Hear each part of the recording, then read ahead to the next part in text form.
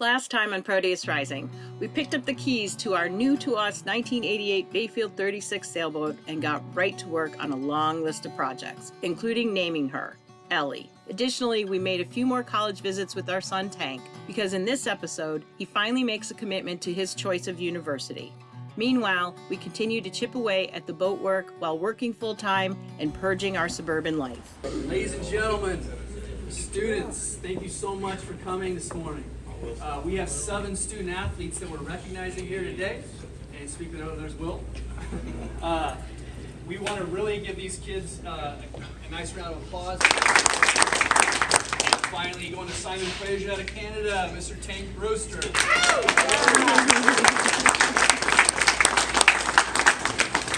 Okay, are you guys ready? Okay.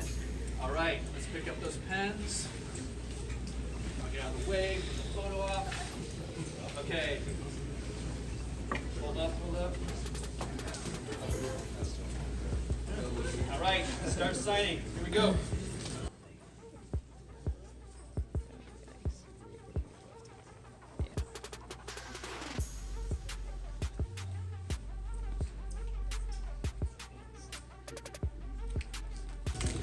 All right, look up the cameras, look up the cameras.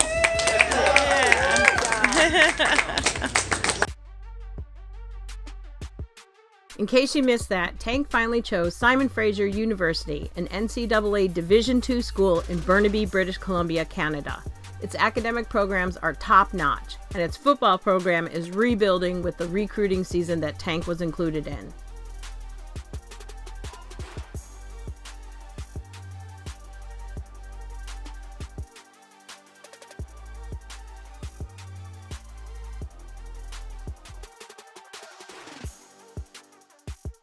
Three other of Tank's football teammates also earned themselves athletic scholarships, including Michael Collins to Sonoma University in California, Josiah Irish, Oregon State University, and David Sotelo, Western Oregon University.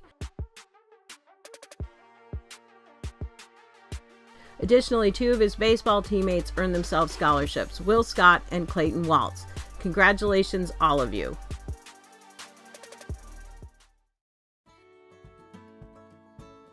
We are slowly but surely checking off all the big things we have to do towards this Proteus Rising dream. We've paid off our debt, and now we're one step closer to getting Tank off to college. But next up, it's time to handle the clutter and begin purging. First things first, the motorcycles.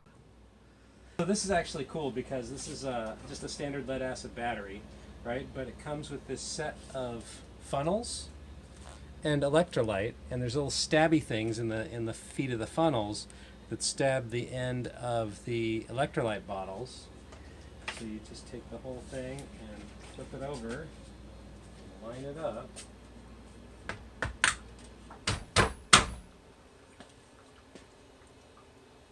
Because it drains the electrolyte into the battery. How slick is that?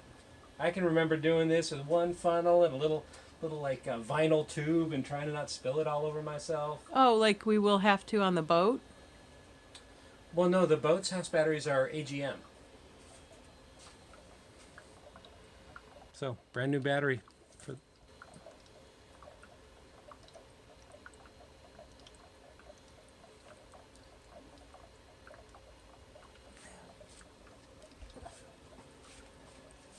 Yeah, you can smell the sulfur from the sulfuric acid, so we'll have to make sure to ventilate really well before I hook it up to the charger, so there's not a spark that makes it go kerfooey. Because kerfooey is generally bad. Look at this poor bike. I'm a bad bike owner. Look at this. Awful. Yeah, because it's dirty and it hasn't been ridden in forever. This is the Mad Lady. She's a 1983 Honda V65 Magna. I've had this bike a long time, probably close to 20 years. I fell in love with Casz on this bike. When we were dating, we went for a ride and I got lost. She just said, "It's all about the journey, baby." Gotta love a woman that cool, right? Saying goodbye to this motorcycle is hard, but you can tell by the layer of dust on her that it's time to give her a new life with someone who's going to appreciate what an epic bike she is.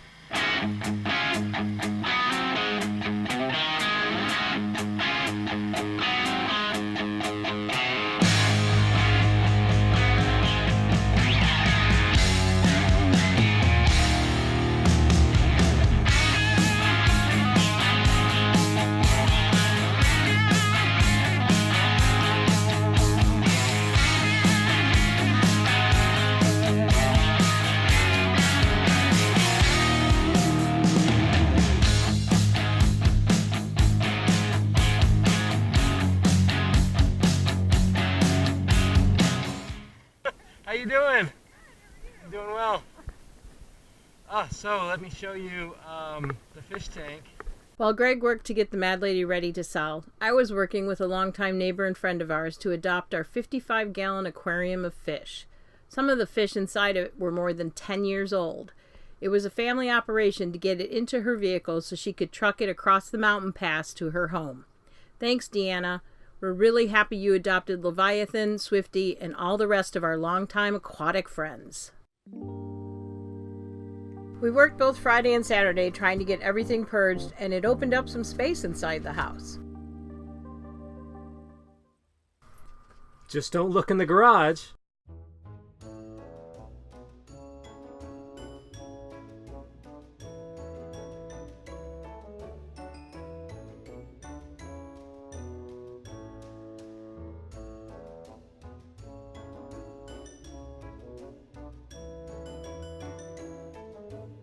Because Sunday is boat work day.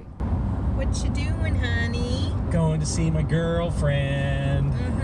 Why do we have to go see our girlfriend? Oh my god. We weren't supposed to have to go see the girlfriend today. No, it wasn't planned today, no. So the previous owner actually called us and said, did you move the boat? And we're like, oh, what? No. He's like, well, she's not in her spot in the yard. Actually called him up and they're like, oh yeah, we had to move it out of the brokerage area because it's not for sale anymore. We put it elsewhere in the yard. I'm like, okay, I would have preferred to have been notified about that. And so I talked actually to the broker there, and he's like, well, the yard does what the yard does. And I'm just like, this is the most expensive thing I've ever bought here, people. Could you at least like tell me before you like put it on a tractor and drag it around the gravel yard? Then... Oh yeah, well, so we had a guy, graphic design artist, who wanted to take some measurements, right? And to help us with the new graphics for the name and everything. And so he stopped by the office and he said, hey, I'm here to see this boat. And they said, oh yeah, we moved it. And he's like, okay, where is it? And they're like, oh, the guy who knows where it is isn't here right now. And then the mechanic sends me an email and says, hey, did you leave a set of keys here? Because I went looking for the keys and I can't find them. And we did leave a set of keys there. So we need to get the boat out of this yard. Yes. Pronto. So right now we're just going up today to make sure that like when they moved it, they didn't knock a bunch of and like maybe work on peeling off the old graphics so that the graphics design guy doesn't have to do that part, save ourselves a little bit of money there. But yeah, no, she's got to get out of this yard. I want her in the water. Yeah, she wants to be in the water. ASAP. Yeah. Yeah. She's been on stands for 5 years at least. And that's not good for a boat. It's not good for a boat. So we're gonna go see our baby. Because we knew what we were looking for, it didn't take us long to locate her in the yard. But she wasn't without more surprises.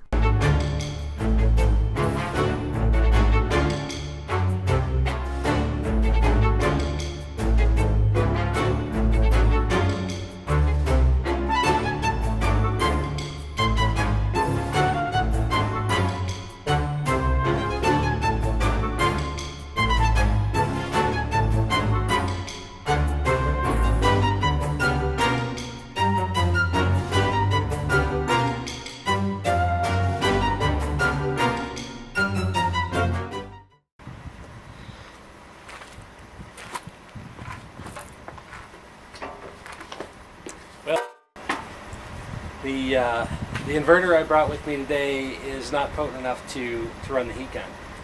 I read the specs, but I didn't test it before we left. So let that be a lesson to me. Always test before you head out to the field, because now I don't have any way to work on these appliques without the inverter being able to provide enough juice for the heat gun. What you gonna do? Oh, here, check this out though. So she's been on stands too much, you can tell, because of all the marks.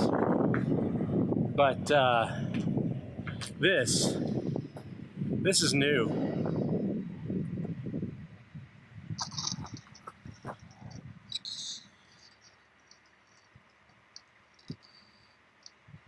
Look at that. That is straight through the anti-fouling. That is straight through the anti-foul. There's a huge gash. I don't know what they did. So we were gone for a week. They needed to move the boat from the sales row to the storage area, which they did, but they did it without telling us. And as you can see here, they did some pretty serious damage. I don't know what the hell they did, but it's straight through the anti-fouling in multiple places. Huge gash here. So this has all got to be sanded down and repainted. And I don't think I should have to do it. Now, are these jokers going to do a good job? Are they going to slap some paint up there and tell me to go away? I don't know. Going to have to fight them for it. This is why you don't touch someone else's boat without talking to them first. What are you doing?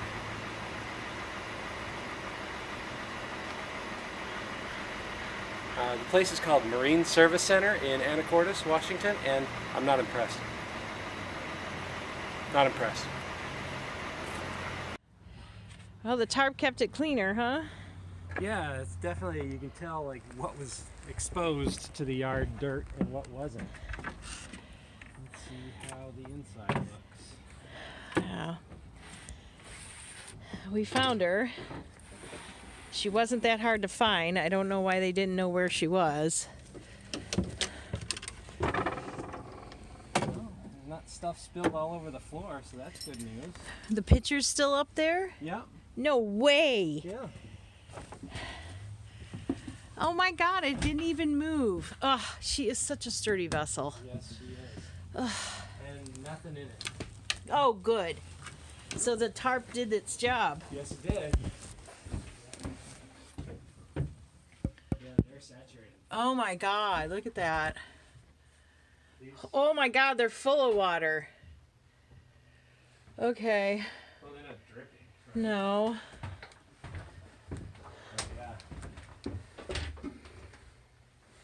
This didn't even move. The paperweight on the nav chart. No. So, all right, they were good and careful. I appreciate that. Yep. I still don't like the fact that they chipped the hull.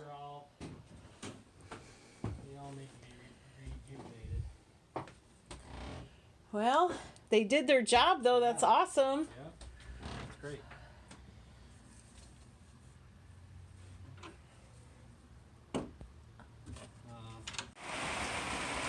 Returning back to our Sticks and Bricks homestead, the gorgeous weather we had enjoyed all weekend was turning. And our follow-on weekend of boat work, given the weather forecast, was going to be interesting. Stay tuned next time as we push to get her off the hard and back into the water, battling Mother Nature and newfound problems along the way. You said go. I said hold. Go. If you like what we do, please give us a like, share, subscribe, and leave a comment. It really helps us out. Also, new with this video, you can become part of our Proteus Rising pack on Patreon. Link below. Kola and Sprite are excited for you to join in the adventure. If you would like to keep up with us in real time, you can find Proteus Rising on Facebook, Twitter, and Instagram. On YouTube, you'll find us here the second and fourth Thursdays of the month at noon Pacific. Please join us. Until then, peaceful sunrises and sunsets.